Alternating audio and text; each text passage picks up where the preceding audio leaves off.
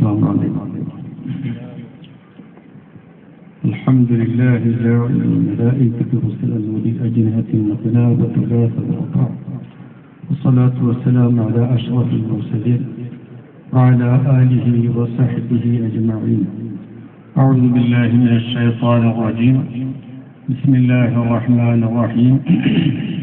قالت نملة يا أيها النمل ادخلوا مساكنكم لا يهزمنكم سليمان وجنوده وهم لا يشعرون. صدق الله مولانا العظيم. ബഹുമാനികളെ, ഒരു സുദീർഘമായ പ്രസംഗം ചെയ്യുവാനുള്ള അവസരവും കഴിവും ഇല്ലാത്തതുകൊണ്ട് ഒന്ന് രണ്ട് കാര്യം നിങ്ങളോട് ഞാൻ പറയുവാൻ ഉദ്ദേശിക്കുന്നു. മുസ്ലിമിന്റെ ആദ്യത്തിലുള്ള ഒരു ഹദീസാണ്, അൻതലിദൽ അമത്തു റബ്ബതഹ, അമത്ത് അവൾക്കുള്ള റബ്ബത്തിനെ പ്രസവിക്കുന്ന ഒരു കാലം വരാനുണ്ട്.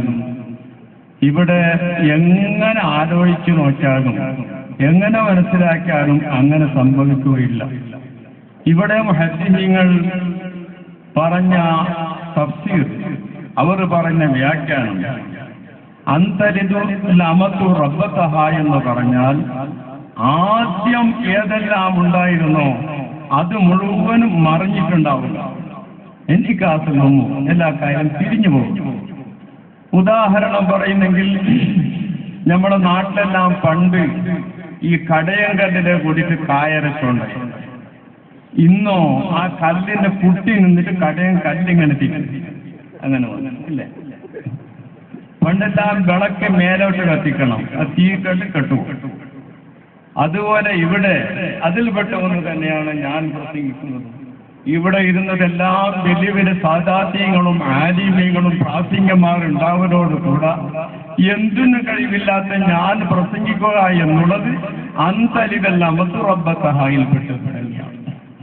ഇവിടെ ഞാൻ വരുമ്പോൾ എന്റെ സുഹൃത്ത്, നമ്മൾ ഒന്നായിട്ട് ദൈവബന്ധിൽ പഠിച്ചുകൊണ്ടായിരുന്നു അഹമ്മദ് മുസ്ലിയാർ താക്ക എന്ന് പറഞ്ഞാൽ മസ്കത്തിന്റെ ഒരു സ്ഥലത്തിന്റെ പേര്. നമ്മൾ ഒന്നായിട്ട് ഒരേ ദർസ് കോളേജിൽ പഠിച്ചുകൊണ്ടായിരുന്നു. അദ്ദേഹം പ്രസംഗിക്കുന്ന വിഷയത്തിൽ നിന്നിട്ട് പ്രധാനപ്പെട്ട വിഷയം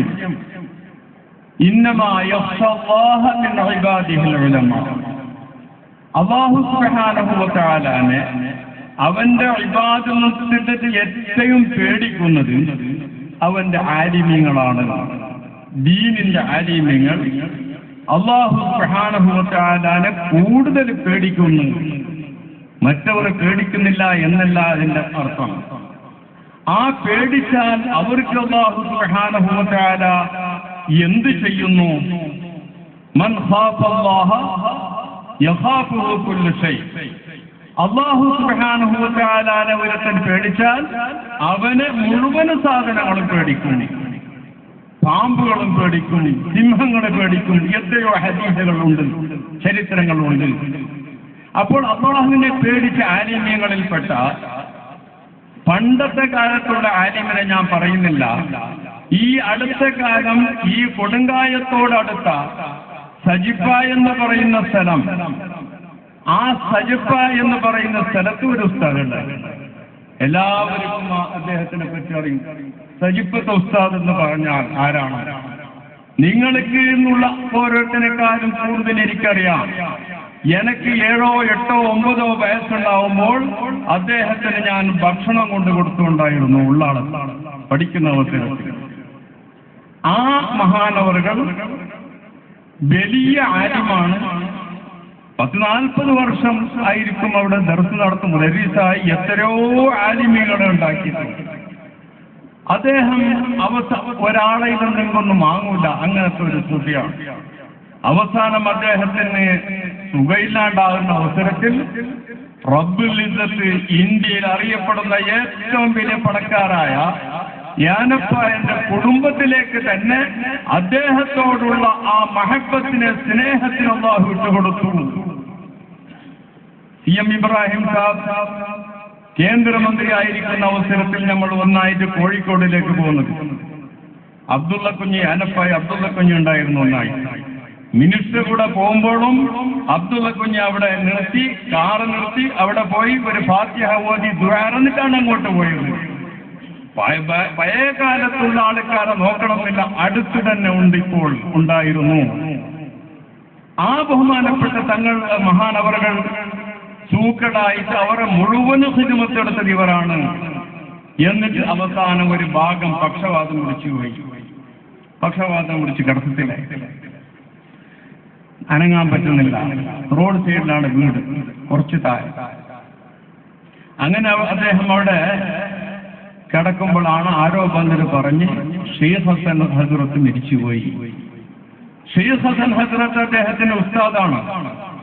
അദ്ദേഹം പൊട്ടിക്കരയി, കാണാൻ വല്ലാത്ത ഒരു അത്ഭുതത്തിന്റെ മുഖം, പൊട്ടിക്കരയുന്നു. എന്റെ ഉസ്താദിന്റെ ആ ജനാസനെ എനിക്കൊന്നും നോക്കാൻ സാധിക്കുന്നില്ല, പൊട്ടിക്കരയുന്നു. മക്കൾക്കെല്ലാം ബേജാറായിപ്പോയി. അങ്ങനെ ഇരിക്കുമ്പോഴാണ് ഒരു വണ്ടി വന്നിരുന്നു പുരന്റെ മുന്നിൽ. അതിന്റെ പിന്നിൽ പിന്നൊന്ന് നിന്നു, അതിന്റെ പിന്നിൽ പിന്നൊന്ന് കുറെ വണ്ടി നിന്ന്. മക്കളോട് അന്വേഷിക്കാൻ വേണ്ടി നോക്കുമ്പോൾ ബഹുമാനപ്പെട്ട ഷെയ്ഖ് ഹസനിക്കുള്ള ജനാസയാണ്, മയ്യത്താണ്. ആ പുരന്റെ മുറ്റത്തേക്ക് എത്തിയത് ടയർ പൈസറായിട്ട് അവിടെ നിർത്തി. ഇതാണ് അല്ലാഹു സുബ്ഹാനഹു വ തആലയെ പേടിച്ചവന് ലോകത്തിലുള്ള മുഴുവനും പേടിക്കും. അതാണ് ബഹുമാനപ്പെട്ട അദ്ദേഹത്തിന് അല്ലാഹു സുബ്ഹാനഹു വ തആല മയ്യത്തിനെ തന്നെ അവിടത്തേക്ക് കൊണ്ടുവന്നെത്തിച്ചു. നിങ്ങൾ മനസ്സിലാക്കണം. അങ്ങനെ അതിനുശേഷം നമ്മൾ പുത്തൂരിൽ മറഞ്ഞു കിടക്കുന്ന ബഹുമാനപ്പെട്ട തങ്ങൾ, പുത്തൂർ ഉസ്താദ് എന്നറിയപ്പെടുന്ന അദ്ദേഹത്തിന്റെ ഹാജി തങ്ങൾക്കുള്ള ഒരു മകന്റെ കല്യാണത്തിന് ഞാൻ പോയിരുന്നു. അന്ന് ആലിമ്യങ്ങളും സാദാത്യങ്ങളും ഫുള്ളുണ്ട്. ബഹുമാനപ്പെട്ട ഉള്ള ആൾക്ക് തങ്ങളും ഇരുന്നിട്ടുണ്ട്. നിക്കാഹിന്റെ സമയമാകുമ്പോൾ മയ്യത്ത് കൊണ്ടുവരും പോലെ ഈ തങ്ങന്മാരാണ്. എല്ലാവരും തങ്ങന്മാരെ കൈമുട്ടാൻ പോകുമ്പോൾ ഈ തങ്ങന്മാർ മുഴുവനും മയ്യത്ത് പോലെയാണ്. ആ സദസ്സിലേക്ക് കൊണ്ടുവരുമ്പോൾ എനിക്കിങ്ങനെ പൊട്ടിക്കരഞ്ഞു പോയി. വെറും ഒരു ലാ ഇലാഹ ഇല്ലല്ലാഹ് മുഹമ്മദ് റസൂലുള്ളാഹി എന്ന് പറഞ്ഞ ഒരൊറ്റ ഒരു കലിമന്റെ ഖുർആനാണല്ലോ ഇത്. അദ്ദേഹം മുസ്ലിമായിരുന്നില്ല ആദ്യം. അമുസ്ലിമായ മനുഷ്യന് അവിടെയുള്ള മുഴുവനും അദ്ദേഹത്തിന്റെ ഉസ്താദായ തങ്ങളും കൂടി പെട്ടെന്ന് എണീച്ചു പോയു. മൻ ഖാഫല്ലാഹ യഖാഫുഹു കുല്ലു ഷൈ എന്ന് പറഞ്ഞാൽ ഇതാ. നിങ്ങൾ വളരെ മനസ്സിലാക്കണം, അത്രയും ബഹുമാനിച്ച ആളാണ്. അവരുടെ ഉസ്താദാണ് ഞങ്ങളെല്ലാം ആദരിക്കുന്ന ബഹുമാനപ്പെട്ട അബ്ദുറഹ്മാൻ കുഞ്ഞിക്കോയ തങ്ങൾ.